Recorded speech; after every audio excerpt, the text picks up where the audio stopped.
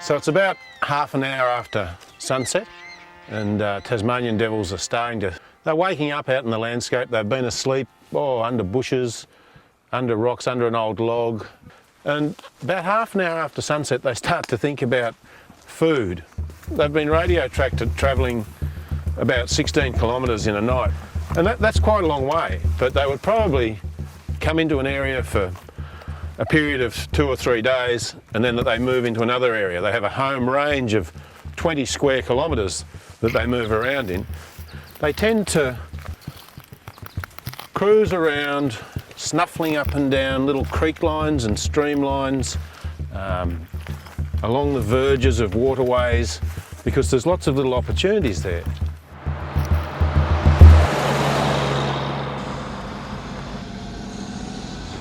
Eastern bandicoots, brown bandicoots, potoroos, brush-tail possums, paddy melons, wombats, silver gulls, Tasmanian devils, eastern quolls, spotted-tail quolls. Pretty much everything that lives in Tasmania we've seen dead on the road.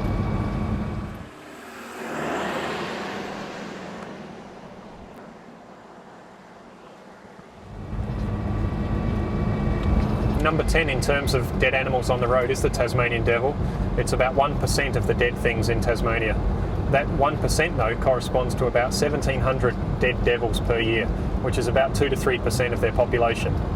That could be a significant impact given that the devil is also facing disease pressure at the moment.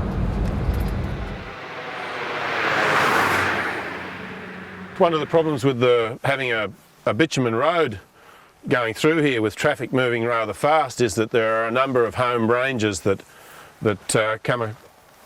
cover this road, and so there's quite a high mortality of devils in this area because they have the habit of going and snuffling along roadsides as well, looking for food. When they're working a landscape, they can smell about 1.5 kilometres away, and they combine that fantastic sense of smell with hearing that's equally adept. And their ears are constantly moving, trying to pick up the sounds of anything that might be moving in the landscape that might be some prey. Our estimates for the total amount of roadkill in Tasmania are about 120,000 animals a year left on the roads. We don't account for the animals that are badly injured and then have crawled off to die in the bush. It's possible that that number could be up to around 500,000 dead animals per year. Moving to Tasmania, the amount of roadkill that you see is striking when you come from somewhere else. If you've been living here for a while, maybe you're desensitised to it.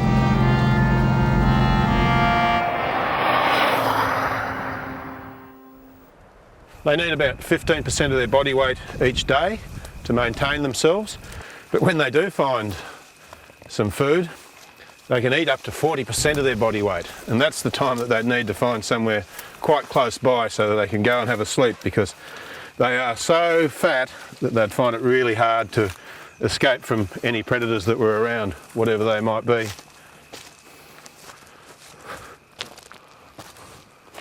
This is a wombat hole that's dug into the side of the bank right beside the road. You can see the fresh tracks of where a wombat's actually been using the hole, but sadly only about a month ago I picked up a road-killed baby wombat just 50 metres up the road that I reckon was the product of this hole. But it's the sort of a place too that if there was a devil was frightened by a car, they'd run in there and use it as a refuge. I think running over an animal would not be a pleasant experience, and it probably gives you that sick in the stomach feeling and you wonder how could I avoided that happening. I think driving along for some people and seeing animals dead on the side of the road is an experience they would rather avoid. And to some degree, in your car, you're never exposed to the actual death of the animal. If you get out and actually look at that animal on the road, you can see its path out through the forest. You can probably see coming out of its mouth what it had for its last meal. It may have a pouch young in it, and it's when you stop and actually look at that thing on the side of the road that I think it really hits home.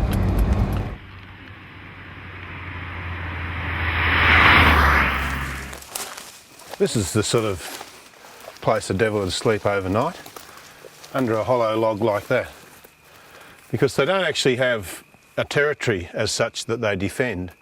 they have a home range. I think when a female probably has the young in a den, she might be a little bit more serious about defending around that. But in their home range, they would have all sorts of things: farms, roads.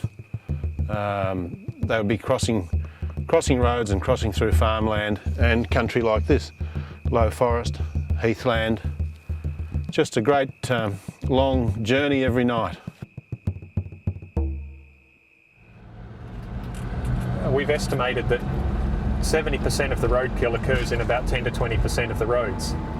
That means that dropping your speed for only that 10% of the journey, say to 80 kilometres an hour instead of 100, would actually reduce roadkill by about 50%, and it would only increase your travel time in, say, Hobart to Launceston, 200 kilometres, by about 2 minutes.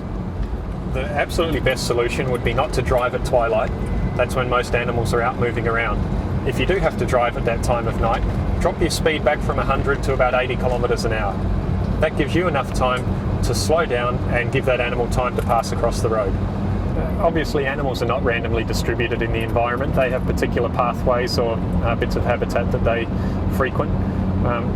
Dips in the road where there's a creek crossing will often be places where you'll see roadkill.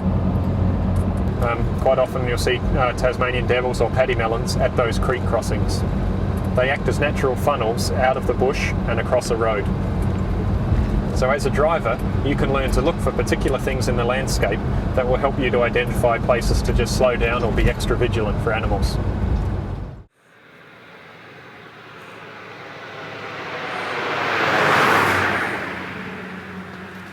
Horf, horf.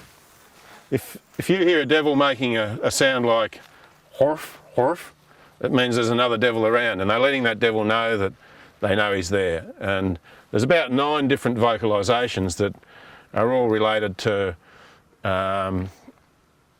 those early ones where they think there might be another one around and they let him know, to actual sort of threat behaviour, you know, where they're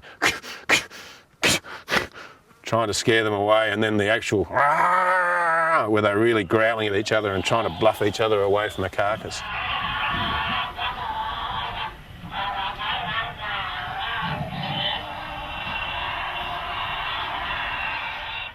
Obviously, if you hit a large animal like a wallaby or a wombat, it can do damage to your vehicle. And the RACT estimates that around about $1.7 million in accident claims in Tasmania are due to roadkill. An even worse statistic is that, you know, obviously sometimes when humans hit animals, the accident can be fairly severe.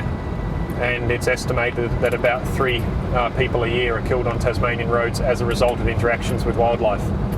That's the ones that we know about.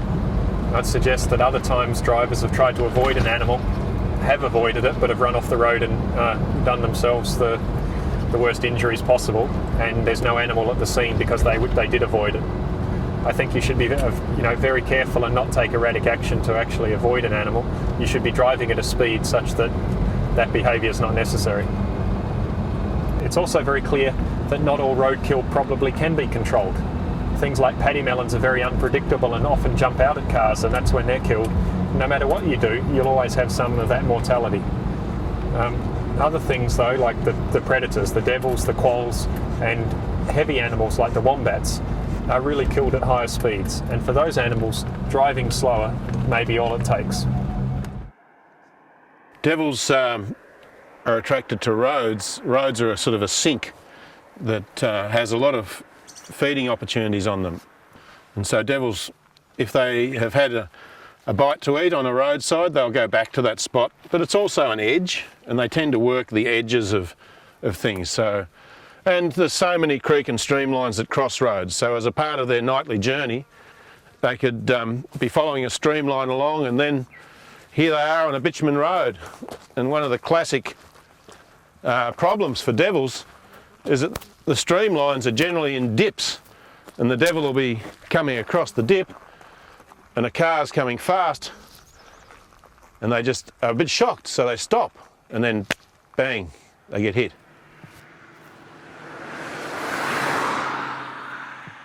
There's just so much roadkill around the state.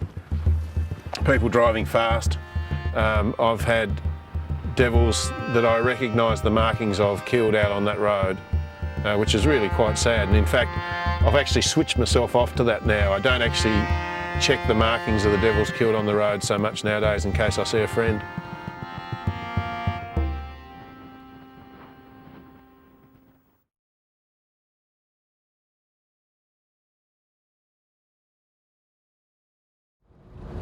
I mean, it's bloody true, isn't it? Just because Tasmania has a lot of animals doesn't mean that a lot of roadkill is inevitable. And as Tasmanians living in a really fantastic state, I think we have to do more to change our behaviour to make sure that we keep it a beautiful place.